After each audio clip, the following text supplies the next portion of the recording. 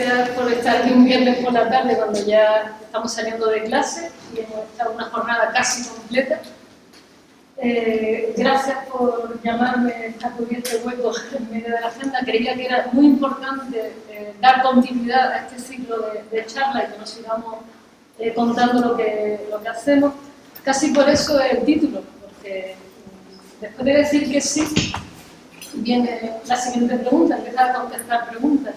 Título, pues rápidamente salió continuidades, pero por muchos motivos. Es una palabra con muchísima enjundia, aparte de su propia configuración lingüística, toda la etimología de esta palabra es increíble. Y de pronto me di cuenta que nuestro trabajo es una continua continuidad, porque además de salir del aula C15 y atravesar el pasillo, llegar aquí y seguir charlando de arquitectura, con primera continuidad evidente, está que nuestro trabajo al final es procurar la continuidad hacia el futuro de eso que venimos heredando, tanto pensamiento como lo que podamos entender como esas materias que heredamos como el campo de batalla que es la ciudad y con todo eso.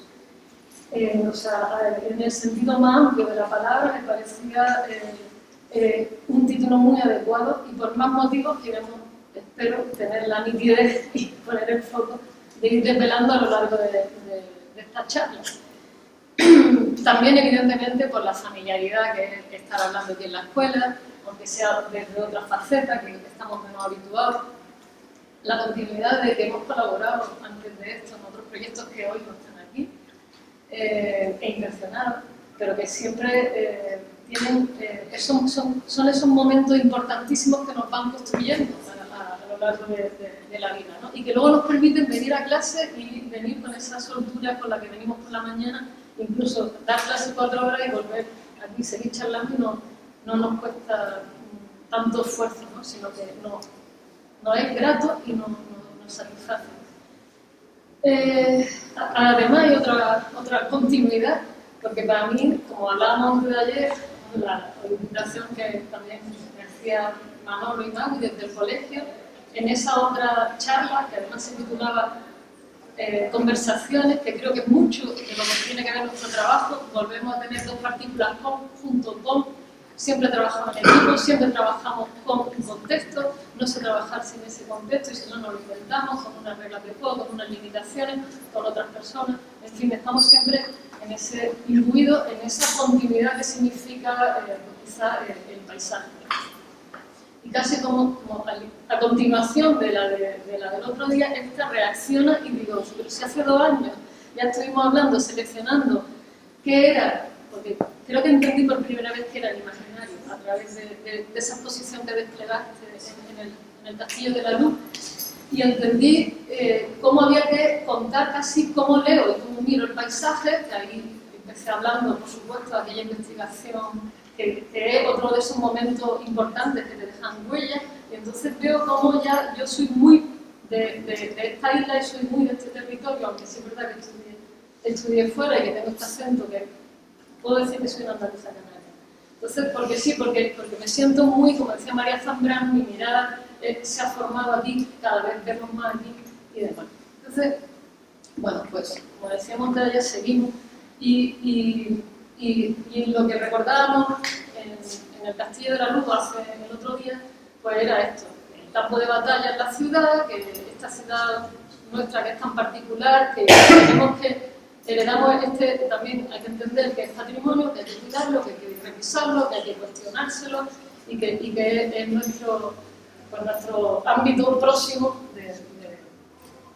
de campo de trabajo.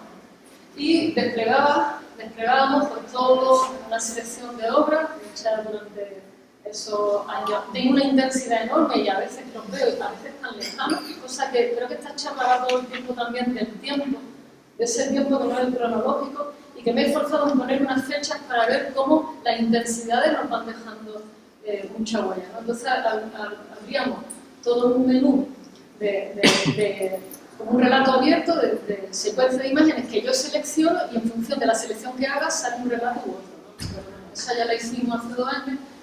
Quiero también recordar que para esta charla quiero tener muy presente lo que son los momentos álgidos, esos momentos privilegiados, esos momentos adecuados de los que habla muchas veces la fotografía, y de los que los proyectos se nutren. Ese momento en el que el proyecto cristaliza, se clarifica, o en esas ejercitaciones que son los concursos muchas veces, o a lo largo de todo el proceso del proyecto, es un momento álgido del proyecto que sabemos con la experiencia detectar con más claridad y que justo en eso intentamos enseñar a vosotros cuando estamos ahí trabajando y veis confusión y veis que no avanzáis, ¿no?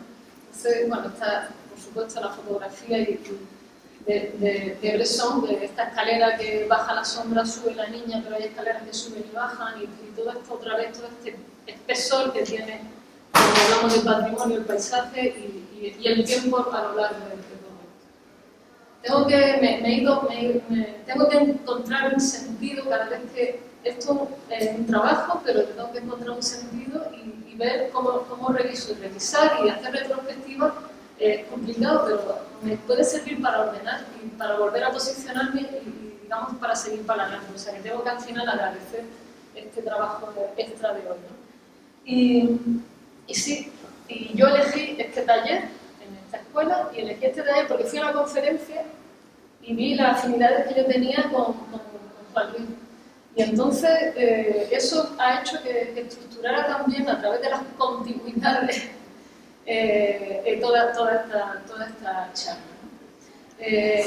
Años 90, los 3 o 4 cursos de aquel plan de estudios, pues realicé los estudios en este taller con unos apuntes que había de proyectos que luego cristalizaron en este librito que a su vez se llama Argumentos sobre la contiguidad en la arquitectura. Y creo que preparando esta charla he entendido todo el espesor y con más sentido otra vez qué significa y qué quería decir con la palabra contiguidad de esos argumentos de la arquitectura. Con lo cual, yo estoy encantada de seguir aprendiendo y compartiendo, como siempre, con ustedes estos asuntos. Entonces, he hecho una selección que luego tiene muchas referencias y muchas de estas enseñanzas o estas experimentaciones han cuajado y han derivado luego en otros proyectos. O sea, este es como la retroalimentación o ese bagaje, la memoria, porque tiene mucho de cómo ordenamos la memoria y cómo la volvemos a reordenar a través de nuestra propia experiencia, ¿no? Es más, también se ramifica, ¿no? Es una cosa ya increíble. Voy a intentar poner el acento. Y me he ido a eso, a hacer arqueología casi en el estudio y a ver también cómo pasábamos de aquel momento de dibujar mucho a mano y cada vez introducir pues, sistemas de dibujo asistido. Entonces me parece interesantísimo para los alumnos insistir en hacer maquetas y el croquis. Bueno, hay muchas intrahistorias aquí que hablábamos antes, que como me entretengo no voy a acabar nunca, pero los propios nombres de los lemas de los concursos ya dicen bastante, ¿no? Y más veo como ahora tienen todavía este sentido, ¿no? No sé si van saliendo, pero bueno, este satélite que es compañero de viaje, el querer otro lema que era 2001, porque todavía no había entrado ese siglo XX, o como Ocnos, que es ahora de Cernuda, que está escrita desde Sevilla en el exilio, pero quiere hablar de otras cosas, entonces viendo cómo desde Sevilla se piensan proyectos en otro lado, pues tiene ecos. O como ya con los años decimos, pues otro lema para que seamos los primeros y nos ordenan por orden alfabético en aparecer, y realmente sucedió así. O, bueno, pues nada. Y luego está ahí un poco este tema del orden cronológico, que para mí, de verdad que es lo de menos, pero luego te das cuenta de cómo van sucediendo cruces, coincidencias, continuidades a lo largo de la obra. Hace 30 años de esto, es casualidad, pero es verdad, yo era estudiante de arquitectura y aquí creo que estoy desvelando cosas nuevas, ¿no? Con Ana Ruiz, esta compañera que es 4 años menor que yo, que llegó allí de casualidad al piso buscando un piso y esta, antes de irnos y dejar el piso, pusimos ahí las maquetas que habíamos hecho, las que yo había hecho porque yo me he mudado, encima de la mesa la fotografía, luego la he perdido, pero son maquetas, unos 1000, unos 500 maquetas que se hacían con material fundado, no volumétricas, croquis y maquetas, y ya luego se dibujaban los planos. Entonces creo que es una manera muy ágil de empezar los proyectos. Eso te lleva una manera, hablaba hace un momento con vosotros, que tenéis que entrenar la visión espacial, pero bueno, eso ya, yo no sé, lo hice de manera como muy natural. Luego hay otra lectura que al revisar, justo porque el otro día Rocío se fue a la estantería y lo sacó y lo volví a leer y leí las notas a lápiz de aquello que en ese año, que tal cual, ese año que compré este libro, he vuelto a entender mejor aquello que decía Rilke, que tiene mucho que ver con el proceso creativo, ¿no? Y que tiene que ver con ese tiempo de decantación, que tiene que ver con esperar con paciencia y humildad, pero a la vez formándose y entrenándose a que se clarifiquen las cosas, a que venga eso que estamos esperando y buscando, pero claro, para eso hay que ir a buscar, ¿no? Entonces lo he revisado y lo dejé encima de la mesa y no voy a poder acabar con una cita, pero ya da igual, pero sí recomiendo su lectura, sobre todo a los estudiantes, y por lo menos yo me lo voy a releer. Prácticamente, siendo estudiante, por eso, elegí el taller, creo que ya he descubierto también con el paso del tiempo por qué elegí irme al taller de Juan Luis Trillo. Y estas charlas, intencionadamente y sin querer, pero queriendo, es un homenaje. Además, soy quien soy como profesional y lo reconozco gracias a él. Yo soy tu maestro, y así. Y además luego ha sido retroalimentado. Y yo también lo he hecho mucho de menos, como decía Manuel el otro día sobre otros que ya no están. Pero bueno, quitando estos temas, que creo que hoy podemos hablar con mucha alegría y repasar todo esto, tengo que destacar que esta maqueta, ya yo no hacía el croquis la maqueta, es que esta maqueta, escala 1000, un concurso, era estudiante, está hecha sobre un croquis de este tamaño de Juan Luis, que cuando el año que muere mi padre, y yo necesitaba no solo estudiar estructuras, que eran las que me quedaban para acabar la carrera, sino necesitaba distraerme de alguna manera, y entonces solo me distraía trabajando en proyectos. No podía estudiar estructuras. Entonces me fui al estudio y dije, necesito seguir trabajando. Me cuenta sobre un croquis así el proyecto.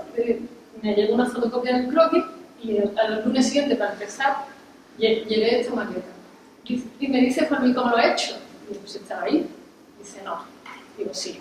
Bueno, pasan estas cosas. Entonces empieza a ver que hay más complicidades y es que nuestro lenguaje es el gráfico, ¿no? Y también hay un tiempo compartido que ha pasado en el taller y entonces empezamos a entendernos un poquito más allá.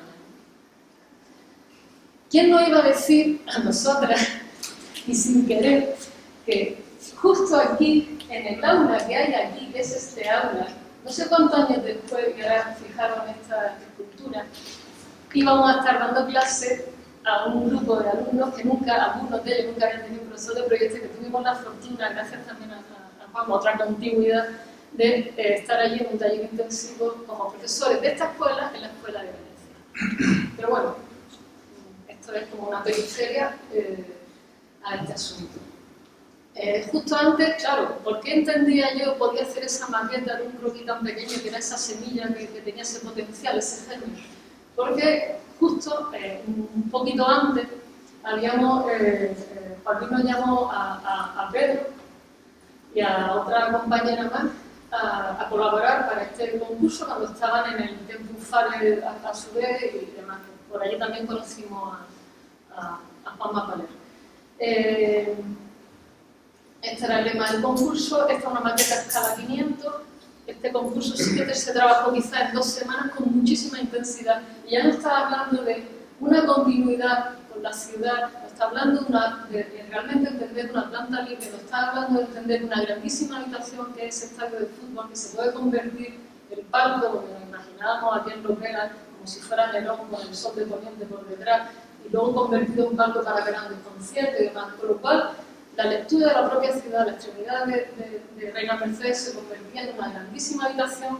Aquí faltan el resto de la maqueta, es un edificio muy de ciudad, pero abierto. Muy parecido también a la idea que tenían Antonio Cruz y Antonio Ortiz sobre el estadio de Cádiz. Pero bueno, quizás este fue el entrenamiento con el que luego pudimos hacer este concurso en una semana con una naturalidad increíble, ¿no? Este es el contexto de Venecia, el lema ya muy prometedor, no tengo que decir mucho más de la alusión a la película. Este es el canal de la Judeca, esa zona industrial que ya la Universidad de Venecia, la IUAF, está muy diseminada por Venecia, y fue un concurso en el que se inscribieron 1000 personas, entregaron 500 propuestas, y no se construyó la que ganó, y bueno, lo que hay es terrorífico, pero bueno, la cosa era conocer un poco Venecia y reaccionar, y en eso por mí tenía un conocimiento, había sido profesor allí también, o habían estado de estancia varias veces, y quizás esa facilidad de entender Venecia dio pie al desarrollo de esta propuesta sin renunciar a volver a plantear un nuevo fundamento, una nueva banquina en medio del canal de la Giudecca que permitiera el embarque y desembarco fuera no donde está ahora en la misma los bordes, sino aquí fuera en medio del agua, recordando otro proyecto de los años 60 y demás. Entonces ya no solo nos ceñíamos de entrada al límite que te daban en las bases, ya estábamos lanzando el proyecto más allá de la ciudad, ¿no? Con toda esa relación, lo que tiene que ser los pilotes de madera y demás. La propuesta que partía de ese bloque que alguien tiene en la cabeza, que ese pensamiento directo de la cabeza lápiz, lo que estaba proponiendo directamente es lanzar parte del programa de biblioteca, como si fuera dentro de la fundamenta, un edificio puente que conectaba con una planta libre elevada, 5 metros, que tenía esa perspectiva sobre los canales y fuera del tránsito de la ciudad, y sobre la medianera de todos esos restos industriales, replegar todo lo que eran salas de exposiciones, restaurantes y demás. El centro era el hall de entrada y esta era una plaza libre y abierta, o sea, extender esas callejuelas de la ciudad. La maqueta de nuevo, como 500, se va haciendo a la vez que los planos. Cuando ya están todas las decisiones tomadas, puedes dividir el trabajo, como todos sabemos. Entonces, a nivel volumétrico, pues la maqueta va tomando también decisiones. Evidentemente, hay que acortar los tiempos y cuando ya te entiendes, tomas decisiones. Y lo bueno es que cuando pones todo en relación, tiene sentido avanzar el proyecto muchísimo, ¿no? Y no es coger una caja. Dos niveles de la biblioteca que dan acceso a ese salón de actos que luego se subdividía, este grupo como más industrial sobre esta especie de sala hipóstila que es la plaza cubierto a la sombra con todo un foro central, y arriba este volumen de 2 alturas a 4,5 se dividía en uno de 3 para despacho, siempre leyendo entre líneas y demás para hacer el proyecto que queríamos. La maqueta otra vez 500 habla de esas conexiones con la ciudad a través del cotonificio, el acceso arriba a la planta libre más 5 respecto al nivel de la calle, la pieza de librería que conectaba directamente a su vez con los accesos, este hall de entrada, a lo que podría ser como un salón de actos que se pudiera dividir a su vez en 3 salas más. También conectado con este intersticio como patio, recuerda a los campos venecianos, ¿no? Y todo este dedo que empastaba la medianera y que además vibraba, que nos parecía interesantísimo como el punto álgido de este proyecto, que nos sacaba toda una sonrisa cada vez que lo recordábamos, ¿no? Como la volumetría. No quiero extenderme en exceso contando más que la facilidad que era, incluso con la maqueta, tomar decisiones ya de ver la materialidad que yo me imaginaba porque ya estaba en la soledad del proyecto. El proyecto era compartido, pero cada uno que participaba en el equipo, en este caso éramos 3, hacía la parte en continuidad con el otro, pero tomando sus propias decisiones. Este era el gran patio donde daban el resto del programa. Pensé que no iban a ver, se ha trazado de nuevo este es el primer proyecto que yo dibujé en AutoCAD. Ya fuera del MS2 no sabía apenas dibujar, aprendí a dibujar AutoCAD a la vez pero bueno, lo aprendí con este proyecto, por lo cual habrá millones de errores de dibujo, pero nada, creo que hay muchísimas decisiones tomadas con cierto grado de libertad para mostrar la idea de lo que queríamos hacer, ¿no? Que esta planta libre con este salón de actos, como esa huella digital que se imprime ahí, el recuerdo de Venecia de ese bosque de pilares hincados, pero como una especie de sala hipóstila que se va aclarando en torno a ese gran vacío en el torno al cual se van a disponer todas las aulas en 2 plantas y 3 de despacho. Bueno, un poco por ver ya la manera de enfrentarse de una manera, no diría ni evidente ni tan inmediata, sino con un proceso de curación, cómo era Jorge capaz de transmitir toda esa experiencia al resto del equipo con mucha claridad, ¿no? Me quedo con esto. Y quiero que lo retengáis, esta manera de disponer, porque era una planta libre y esto se convertía en un muelle de madera un poco más elevado, que luego podía tener puntas a disposiciones para luego acceder a las distintas aulas. O sea, estas plantas podían cambiar, por lo menos en el perímetro de disposición. Justo, claro, acabamos esto y era el año que falleció mi padre, hice el fin de carrera, pero si esto fue desarrollado con mucha naturalidad, el fin de carrera fue express. No me di cuenta que estaba haciendo un fin de carrera a una velocidad fuera de lo normal, porque el entrenamiento previo, ejercitándonos con estos concursos, que no fueron solo estos dos que mostraba aquí, hubo en medio algunos más, ¿no? Por esa necesidad de estar ocupado trabajando. Ya la ejercitación lleva más ejercitación, ¿no? El fin de carrera simplemente que remataba hasta la Plaza de España, remataba todo este eje que viene desde Los Remedios hasta aquí. Yo decidí colocar ahí el acceso a este Museo de la Música, el acceso venía justo ahí, no sé, era igual un poco pretencioso, pero a su vez abrazaba una extremidad del parque de María Luisa, prolongando ya los árboles y demás. Con el tiempo me di cuenta que esto no es similar, pero una relación, esta continuidad con lo que es la Avenida de la Guampolla, de generar ciudad, eso ya estaba también en el Estadio del Betis, pero construido de otra forma. Esto de abrazar al final el TEA, no sabía que estaba en relación con eso, o sea, vuelve a haber continuidades como muy curiosas que suceden en el tiempo. Y fue un proyecto que salió igual también fácil porque yo siempre lo he relacionado con este otro proyecto. Aparte del entrenamiento ya había unas maneras de enfrentarse. Vale, lo he encontrado porque lo publicaron, porque lo de menos es que luego lo seleccionaran y dieran un premio, pero lo he podido rescatar porque está por ahí publicado. Y lo que sí tengo que desvelar, y igual ahora cuando se entera que este Museo de la Música que abrazaba ese espacio que me imaginaba aquí como en Granada, la sala de García de Paredes que se abría, y entonces el auditorio era reversible en un momento dado, que tenía esta planta sótano, que luego tenía sobre esto la residencia de estudiantes, también había un programa más o menos complejo. Tuvo que ver con la manera de dibujar y desarrollar gráficamente este reloj de sol, que casi sucede en el mismo año. La primera obra tuve la suerte de que se construye en el mismo año, esto normalmente no suele pasar. Y creo que tengo que desvelar algo, que este reloj de sol, con el que aprendimos mucho de soleamiento, no sabía que hicimos la carta solar para esto, no tenía ni idea de soleamiento, lo aprendí haciendo esto. Quizás el proyecto al que más tiempo le he dedicado y era el más pequeño, pero bueno, es así, se cuidó hasta el último detalle, todo. Al poco sucede esto en el concurso del Werman, que me acuerdo de coincidir con Pepe en la apertura de Clicas, ¿no? Entonces esto es saltarse las bases y decir, 2 torres de 15 hacen una sola de 33 y tal, y no, en vez de 30, tres más.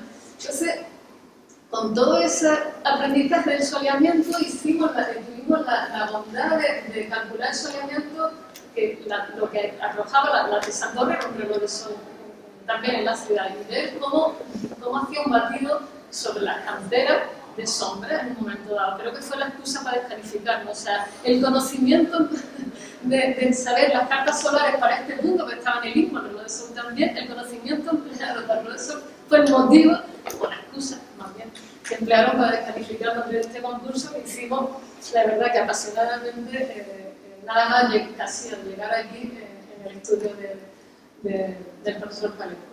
Y bueno, eso como también anécdota curiosa, y tengo que desvelarte que las plantas altas de este otro concurso de Nueva York salen directamente de este aprendizaje. No sé, no lo habíamos comentado, pero te das cuenta de que ya hay maneras de afrontar las cosas que funcionan, que puedes ir trasladando. O sea, hay muchísima continuidad entre proyectos. Eso al final pasa, no te estás copiando, estás empleando la experiencia.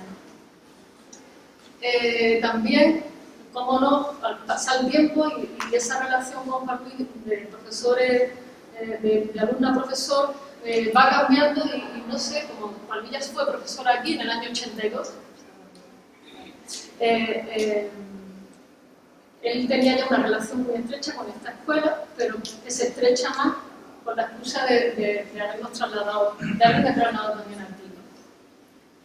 Este es el concurso OCNO y este es el momento álgido de este proyecto. O sea, teníamos la experiencia del estadio del Betis de cómo hacer una gran habitación donde congregar a muchas personas en torno al espectáculo deportivo. El lugar era allí en el Barranco de la Ballena, al final el lugar estaba mal puesto en las bases quizás, pero porque era un lugar donde congestionaba mucho la ciudad. Esta ciudad que tiene muchos agujeros, que tiene mucha discontinuidad a través de los barrancos y que necesita a veces de esa continuidad para que los márgenes no se llenen de marginalidad de todos estos temas, ¿no? Entonces no nos creíamos mucho la ubicación, luego ya se cambió de lugar y demás, pero sí nos comprometimos a hacerlo.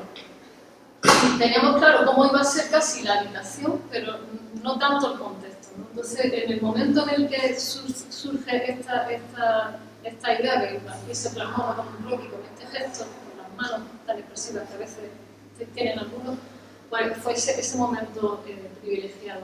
Estos son directamente paneles del concurso, donde faltan las fotos esas que luego íbamos a imprimir y pegábamos. Y sí queríamos darle continuidad a todo ese proyecto que creo que era de nuestro estudio, ¿no? Aquí en el Barranco. Entonces, la colocación de la gran habitación en la esquina frente a la rotonda permitía, hacía énfasis en la continuidad a la feria, en la continuidad con el resto de intervención que ya viene el Barranco, y además luego hacer un gran jardín parque que para los alumnos de Proyecto 6 este año, este gran jardín lo que pretendía ser era, lanzamos unas calles con bocardos de cumanos, con este orden cartesiano, donde luego hay un marco de plantación al que íbamos como aligerando con callejuelas diagonales interiores, con lo cual sí había una extensión, unas transiciones en lo que entendíamos que necesitaba la ciudad en este punto, aunque veíamos que era un lugar como muy colmatado.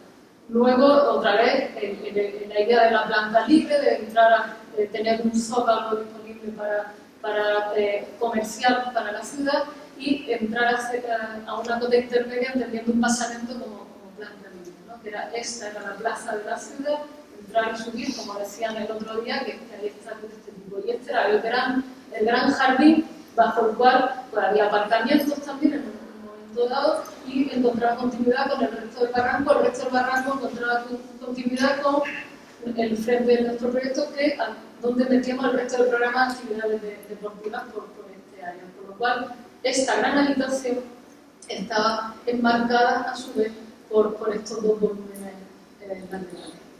Bueno, y como la maqueta que iba explicando todo y haciendo, se explicaba la manera de hacer el parque, pues esa orografía también subir y bajar con un marco continuo y va a estar cada vez más cerca de los árboles, luego bajaba y demás. Estas son las entradas a los túneles. Las entradas de luces cenitales. Hay muchísima enseñanza en estos proyectos que se repiten a lo largo de la obra, que se repiten y yo me reconozco que a veces me sorprendo y ahora sabréis cuando me sonría y no sé por qué estemos en la mesa corrigiendo, es que me estoy acordando de estas enseñanzas, de estas cosas, de cómo sin querer salen de nuevo. Y a veces inconscientemente están tan interiorizadas que salen. Y no son tics, no son gestos, no son trucos, forman ya parte de la estructura y la manera de pensar que tenemos. Nada, no quiero entrar a recorrer, pero te imaginabas como saliendo al campo de fuego, el granerío sonando. Ya cuando haces esos proyectos suenan, oye, los visitas, ves cómo se llenan de vida y demás. Luego cuando vas a los lugares, claro, los visitas, te ves el proyecto allí, por supuesto que lo ves. Sigo con otra competición, saltando en el tiempo, esta es más compleja todavía porque, claro, el tema del patrimonio, que no significa más que darle continuidad. Nosotros heredamos que el patrimonio, pues lo heredado, entonces el proyecto tiene que poner en valor eso que estamos heredando, cómo lo significa, cómo lo recualifica, que mantiene, que protege, cómo lo hacemos, ¿no? Vuelve a salir otra vez, esta idea de bases que tenían para hacer un museo de sala blanca en este edificio era casi imposible, una contradicción de los propios términos, las bases. Lo que pretendíamos es, primero, que no había obra de arte casi, nada más que iba a ser como para obra de arte menuda. Pensamos que eso no era un museo, la idea que teníamos del museo. Había que abrir la manzana de San Martín, que además se había hecho a base de como todo ese conglomerado que son los riscos, de temas aditivos, de añadir pequeñas piezas, ¿no? Entonces, claro, este croquis de Juan ya habla de otra vez expandir, abrir la manzana, relacionarse con la ciudad, trabajar en la continuidad del paisaje, en la continuidad de la ciudad, en lo que significa el paisaje de la arquitectura y la arquitectura del paisaje. Y nada, esta gran maqueta se hizo en colaboración, que es súper estrecha y fundamental con Rocío, que ya lleva un tiempo también trabajando en el estudio, y fue esa intención del croquis, a qué cota, qué plano, qué plataforma del proyecto tenía que ver con la ciudad. Por esta maqueta es tal cual, habla de eso. Por el lateral hay una solapa en las que ponen las cotas de entrada y cada una de las cotas con las que el museo iba a tener una relación estrecha con la ciudad.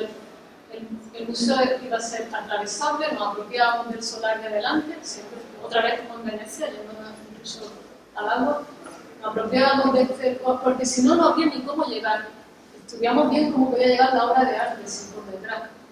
Estudiamos muy bien cada uno, identificamos perfectamente cada uno de los elementos a lo largo del tiempo, cómo han ido creciendo. Nos leímos para eso un tocho así de un médico de los años 40 que ha ido dejando registro de todo esto, porque este edificio explica muchísimo a lo largo de la historia de esta ciudad, porque claro, así son muchos siglos de añadirle crujías y capas, ¿no? Hicimos casi esa limpieza arqueológica de identificar, de estudio, de investigación y de conectar con la ciudad, hasta el punto de plantear hasta una pasarela desde este intercambiador y demás. Volvimos a ser conscientes, como en el edificio del Barranco La Ballena, de esos problemas que tiene la ciudad, de las discontinuidades, de las marras, de los agujeros, y buscamos estrechar lazos de nuevo, trabajar por lo que debe ser continuo y continuo. La parte de atrás, desde San Juan, habíamos un patio inglés con un gran hall atravesable en el que podía entrar sin interferir en el museo y salir por debajo por unos aparcamientos que metíamos en todo este solar. Trabajamos cada uno de los patios, identificamos, en esto sí metíamos un tema de luz para las salas de restauración, un gran hall de entrada. Queríamos que también hubiera obra de gran formato aquí, una cafetería, recuperar la cubierta como plaza que no tiene el risco. Una serie, toda la intención era abrir. Y esta manera de enmarcar y boquillar los patios también se trasladaba en la manera de boquillar y darle más espesor a algunas de las fachadas.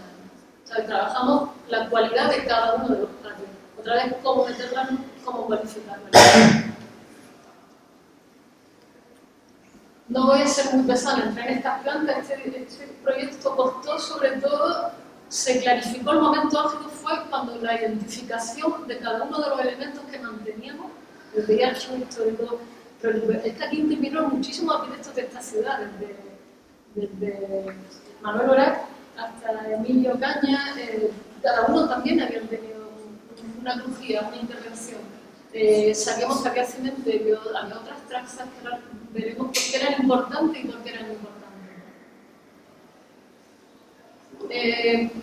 De nuevo, de lo que hablaba la maqueta y cómo estaba construida la maqueta y cómo la intención del proyecto de abrirse tenía que ver también con la sala expositiva o cómo se estrenaba y cómo incluso nos llevaba a plantearnos cambiar el pavimento desde la plaza de Santana hasta este espacio previo que dilatamos esta pequeña acera previo al museo. O sea, la entrada al museo, aparte de producirse por debajo, que ahora veremos, llevaba hasta plantearnos el cambio de pavimento de todo, porque lo estábamos relacionando con todo esto a la vez que lo abríamos para todo el barrio. O sea, ya el risco no iba a ser algo allá atrás, sino era a través de esta pieza se articulaba todo con sin solución de continuidad, como debe ser el espacio público, entendiendo como público también el uso del museo. Aparecen por aquí un elemento del bien discontinuo, porque identificamos un muro importantísimo que casi eran los bancales que contenían las tierras del risco. en el proceso en el que se había ido construyendo. Identificamos qué partes se iban a quedar y qué partes podíamos remover, ¿no? Aquí está la apropiación desde Calle Verdi para meter otra vez, casi como había sucedido en Venecia, toda la pieza de cafetería y demás, a través del aparcamiento que venía a estar aquí debajo. Lo encajamos con una misma rampa de central de salida y todas las piezas de taquillas para entrar por debajo al gran hall y al patio. Un hall de entrada y un patio. O sea que ya desde ahí aparecía la mayor apertura, que a base de limpiar lo que entendíamos que no tenía sentido mantener a lo largo del tiempo. Estará la sección que habla de ese intento de abrir. Puntualmente se podía mantener esto, como ya habían hecho Juan Luis Antonio en el claustro de los novicios para la gerencia urbana y mujeres, por lo cual sabíamos. Y esta plaza se recupera a una altura hasta el punto que identifica ese límite que tuvo durante un siglo en San Martín, antes de generar la panadería por aquí detrás, que ya son piezas que tienen menos interés, estaban muy machacadas y en muy mal estado. Bueno, pues nada, había toda una labor de identificar y dibujar perfectamente cada uno de los espacios y seguir dándoles uso. Esta fisura que ya identificó Emilio Caña era muy importante, se convierte en la bajada desde la plaza, como aquí había ese patio inglés contra el risco, y aquí volvemos a meter, porque ya estaba hecho así, ya habían visto que esta crujía, la articulación de esta columna se producía a través de esa fisura, ese patio, con lo cual hacíamos énfasis en ella. Y la cubierta, cosa que la maqueta nos refleja bien, tenía todo un reconocimiento. Queríamos también inundar una parte, una pequeña lámina de agua, un reconocimiento de cada uno de los huecos que hablaran de toda esa adición a lo largo de la historia, emboquillar, no emboquillar, introducir como esas chimeneas de luz para los trabajos que había debajo. Y creo que sería una grandísima plaza, hubiera sido una gran plaza para la ciudad, con su restaurante y cafetería, porque no, como uso público, ¿no? Darle esta plaza al río, ¿no? Y mantener, por supuesto, prácticamente toda esta secuencia de patios que hemos visto en las plantas más bajas. Esto se mantiene, se rehabilita y ya en el resto de partes se va viendo. Almacén visitable, todas estas cuestiones. No traigo la infografía que se trabajaron parciales para enseñar que sí que había la obra de arte. Metimos la infografía obra de arte suficiente en ese fondo, porque había algo obras que nos interesaban, las fuimos incorporando. Debo que decir que hace 10 años de la conferencia que dio aquí Jorge Trillo cuando hizo su adiós a la aula, que no admitió ningún otro homenaje sino el que lanzaron desde esta escuela, con lo cual creo que es de agradecer y es de sentirse orgulloso como escuela. Y para acabar, no es que esté volviendo para atrás en el tiempo, para acabar quiero acabar con un proyecto de vivienda, porque quiero recordar de nuevo eso que recordamos en Proyecto 3 casi todos los años, y creo que también lo hacen en Proyecto 2, que es la necesidad que tenemos de revisar el espacio doméstico, y que es quizá el espacio que menos se ha revisado en los últimos tiempos, en cuanto a arquitectura, ¿no? Este texto de Nostalgia del futuro de la vivienda de Juan Luis se hizo en un seminario que también se celebró aquí, quizá en torno a 2004, que no está, pero ya venía pensando en todo esto. Este es un concurso que también hicimos en medio del estadio del Betis. Hicimos este de viviendas para estudiantes, que son, no voy a parar tanto en él, pero ya había ahí una intención muy clara de repensar lo que significa el tema de la vivienda, el espacio doméstico, y demás, que además es el espacio donde se estrechan más los lazos símbolos. Esta maqueta responde a aquel proyecto, no está publicado, no sé si publicará, es porque está hecho todo a mano, no sé, ya lo rescataremos en otro momento, ¿no? Pero sí quiero hacer notar que hay una experiencia enorme acumulada en todos los proyectos y que este texto completa muy bien todas esas intenciones. Que os invito a que leáis, porque está por ahí publicado, si no me lo pedís, yo os lo facilito. Muchas de esas declaraciones de intenciones, que son todos los concursos, aquí cristalizan de nuevo. Aquí hay varios momentos álgidos ya.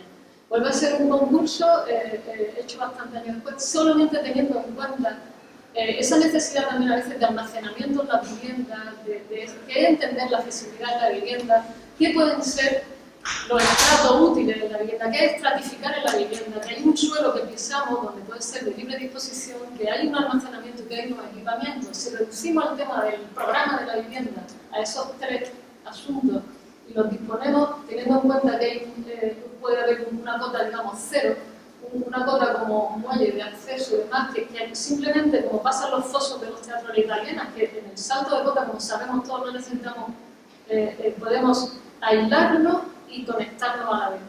Que no necesitamos simplemente estar subdividiendo, tabicando, haciendo distributir, sino que empleando otra vez esa estratigrafía que tendría que ver con una antropografía en la vivienda, podríamos tener un plano que ¿cuántas cosas suceden en el plano a más 90 centímetros? Tenemos mesas de trabajo, mesas de juego, podemos dormir, podemos guardar cosas debajo. Es un plano de trabajo, quizá el del dominio de las mesas. Y que debajo permite más historia, el de la cocina, el de la encimera, el de colocar cosas, ¿no? ¿Qué sucede a más 45? Pues todo lo que tiene que ver con el sentarse y similar. Una subdivisión a su vez de 90. Si le damos un poco más de altura libre a las viviendas, como sucede aquí, podríamos tener también un almacenamiento eventual, estacional, pero próximo, en el tema de maletas y otras muchas cuestiones, y más tablas de surf, lo que fuera que tenga cada uno en su casa, conseguiríamos tener casi los mismos metros cúbicos que de superficie libre en la vivienda. Eso permite hacer una fiesta, trabajar en la vivienda, muchísima variedad de actividades, ¿no? Entonces, esta era la única intención en este proyecto y fue cristalizando casi que la arquitectura no es un contenedor, que la arquitectura cuando está acabada apenas necesita unas cuantas sillas y poco más. Momento álgido también de esta experiencia, de este concurso, que decidimos hacer un ángulo de baño. Y entonces el prefabricado del baño, que nos animamos de vamos a patentarlo, ahí se quedó la idea, porque nos chocamos con la burocracia y la administración y nos ocurre, pero entonces mejor seguir pensando que es más entretenido y más divertido y que quizás nos entrena de otra manera, más ágil, para lo menos para nuestra manera de ser. Pero esta pieza de ángulo de baño, que puede ser más o menos de 2 metros a 1 metro y a partir de ahí un poquito más, pero como mínimo, está ya increíble hacer un compacto de resina y mármol para tener el ámbito de la ducha, el del lavado y el inodoro. Complementándolo con unas cabinas de vidrio opaco templado que podían funcionar como para aislar estos espacios, ¿no? Con lo cual, esto, bien dispuesto, resolvería tantos problemas de alojamiento, de tal. Pero claro, había que hacerlo igual, todavía estamos a tiempo, sino que alguien lo coja la idea y lo desarrolle y la lleve. Porque quizás sería un muy buen prefabricado para resolver muchos temas y bueno. Y ahora como la pieza más singular dentro de estas viviendas, este tema pasante de que la vivienda participe de un sitio y de otro, de saber que está en un límite, en una frontera, que participa de las cualidades de algo, está absolutamente en casi todos los proyectos de vivienda que hemos hecho en el estudio. Es una manera de disponer que ya casi simplemente la intención es saber que estoy participando de una orientación sur y de otro, y que necesito de la ventilación cruzada. Este tema de que la vivienda sea compacta y profunda, tiene una cantidad de cualidades que ya de por sí te permite muchísimo control energético de todo lo que sucede en la vivienda, calidades lumínicas naturales. Es algo que creo que hemos explotado y seguimos explotando y todavía no está agotado. Entonces, estas 92 viviendas que almacenamos en este bloque, que tiene otra vez de nuevo empaquetábamos toda la disposición a norte, a una fachada de una avenida muy ruidosa, un norte que no nos interesaba tanto, y dispusimos pues, unas viviendas casi de 14 metros y medio por 4 de ancho, por 4 de alto, o podría ser alto o bajar en función para también disponer instalaciones. Esta era la fachada de la avenida, permitía en toda esta disposición para tener también disponibilidad para nuevas viviendas o para espacios de relación, de reunión, gimnasio, lavandería, un supermercado, lo que fuera necesario. Ya vamos revelando que el cartel, cuando la siguiente pregunta de título, foto para un cartel, pues era esta pieza abierta, en ese homenaje al despliegue y repliegue que siempre tenemos la oportunidad en un proyecto de estar trabajando y no todo cabe en un proyecto. Lo que pensamos de más te lo llevas luego a otro. Entonces, estar siempre con esa mirada atenta era la pieza de cocina abierta boca abajo, la del cartel que anunciaba esta charla, y que está en la mesa de trabajo de cómo se producen los distintos elementos que van a estar luego estrechamente en relación en esta vivienda, por estrato directamente. Entonces teníamos la llegada como por un muelle que pasaba a través de esa fisura, los núcleos de comunicación que permite evacuar todo rápidamente.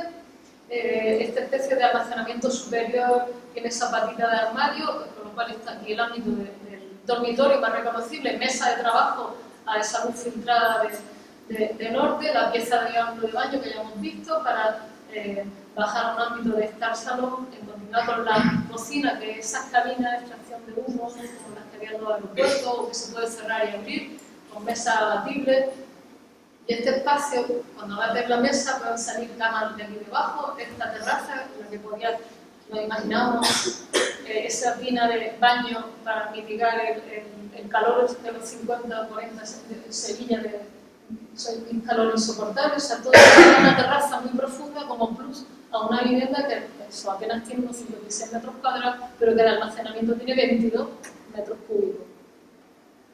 Están los estratos, la singularidad de esa pieza, de esos cilindros, ahí nos permitíamos un poco ese despliegue de esos cilindros que te permiten incluso usar el baño de manera muy, muy independiente, ¿no?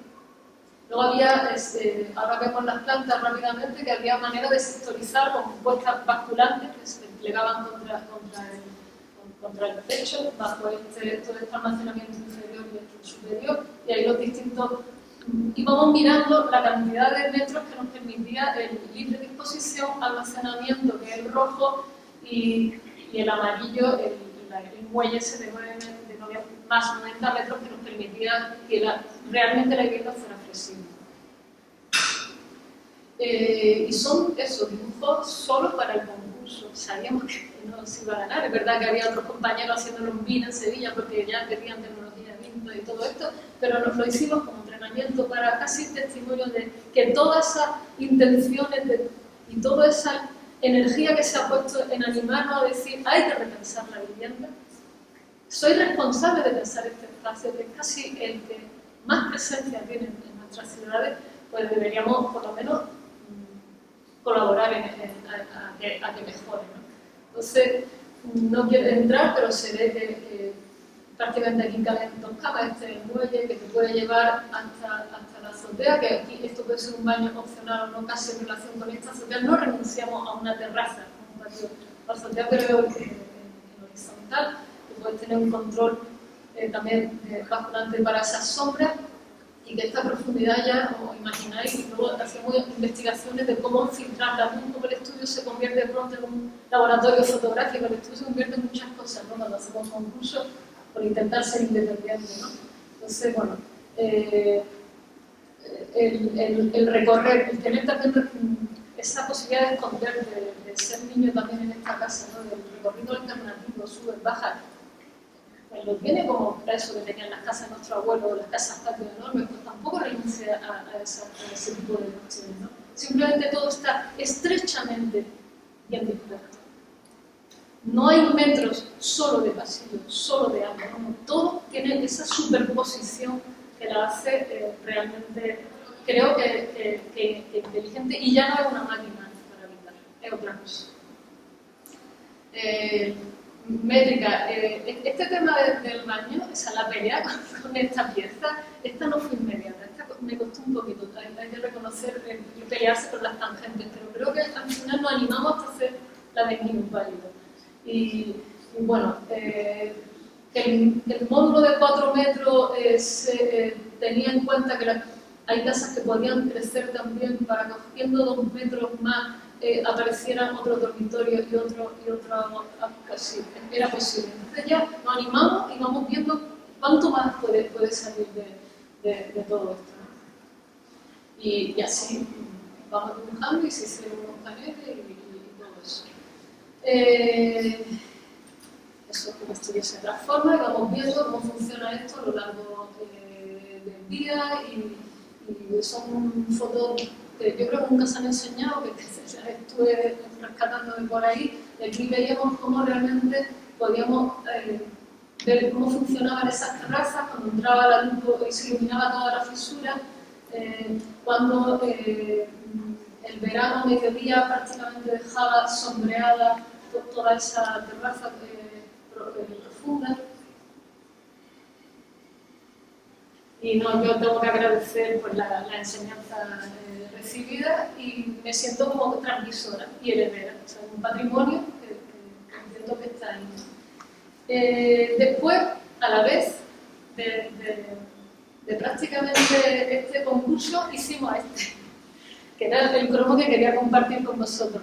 Entonces, cuando hablemos de concursos, podríamos hablar muchísimo de todo lo que se piensa sobre la ciudad, de todos esos concursos que se han pensado, de todo ese pensamiento de muchísima gente muy preparada y que luego no se construye, está en papel.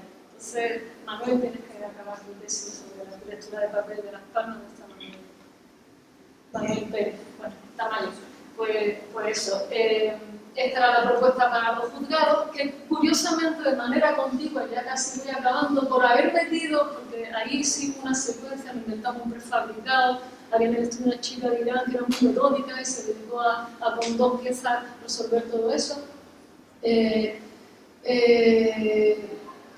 una planta donde habíamos troqueles para ir metiendo las luces y no sé qué, pero claro, eso sucede a la vez que estamos haciendo un baño, y sucede esto. Y viene el COVID, viene también el parón, vienen muchísimas más cosas, se te queda todo muy atrás. Y me llama Juan Valero un día y dice, vamos a hacer un concurso. Y resulta que es de servicios esenciales, enorme.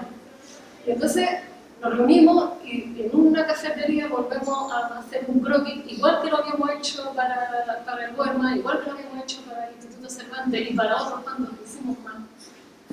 Hicimos un croquis. Y como yo que he tenido la experiencia de estar troquelando y haber metido ahí un programa que es que era una especie de gas de bolillo insoportable, porque los cuadros de superficies que dan, muchos de los que hacen los pliegos de condiciones de los concursos en su vida han hecho arquitectura. Y se nota cuando ven un cuadro de eso. Es terrorífico. Es decir, o te lo saltas, o te sale algo muy compacto, o empieza a pensar de qué manera sale algo que no sea hacer la distribución por metros cuadrados de ese cuadro de superficie. Entonces, filtrar esos cuadros de superficie endemoniados, pues te lleva a eso, a desplegar, a buscar la cualidad espacial. Sin eso no se puede filtrar un pliego de esto. Entonces, después de este ejercicio, que fue un poco tortuoso, cuando nos reunimos en la cafetería, dije, no puedo volver a hacer, porque fue antes de ayer, cuando habíamos hecho ese concurso, no puedo volver a hacer una pieza cuadrada, pese que las parcelas eran rectangulares y demás. Y entonces salió, vamos a probar de nuevo, y entonces esto tiene que ver, mucho tiene que ver con la pieza de baño. ¿Qué más da si la dificultad no está en el tamaño de lo que nos enfrentemos? La mente salva eso, ¿no? Entonces, esto tiene más que ver con la pieza de baño de lo que podíais imaginar. Entonces, volvimos a los círculos, volvimos a las curvas, también hay tendencias que tiene cada uno de las que se tiene que curar. Y salió, lo paso muy rápido, enfrentarnos, bueno, desde una réplica a una estructura muy clara, porque esto era tremendo, salió simplemente esto, pero que lo dejamos para otro día, y que yo creo que Juanma ya lo contó. Entonces, yo quiero ya daros las gracias por haber llegado a esta hora del viernes, no sé si me he extendido en exceso o no. Quiero dar las gracias a todos con los que he compartido espacio de trabajo, a todas las discusiones que han hecho que mejoremos cada proyecto, a todos con los que he compartido aulas y sigo compartiendo, y sobre todo a los estudiantes, porque que sepáis que nosotros somos los que más aprendemos, ¿no? Y mi homenaje a Juan Luis se cierra con estos estuches de luz, que son proyectos, miradas, luces cenitales, eso que cuando pasas por sus enseñanzas te graba, pero como a fuego, ¿no? Y nada, comparto con ustedes esa mirada intensa y atenta que además, por ser el paisaje compartido, tenemos la obligación de cada vez mejorarlo. Así que nada, gracias y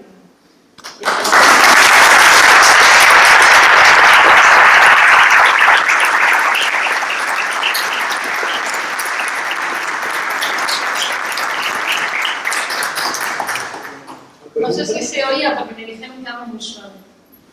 No, se oía bien, yo estuve pasando por todo eso. ¿Quieres preguntar algo?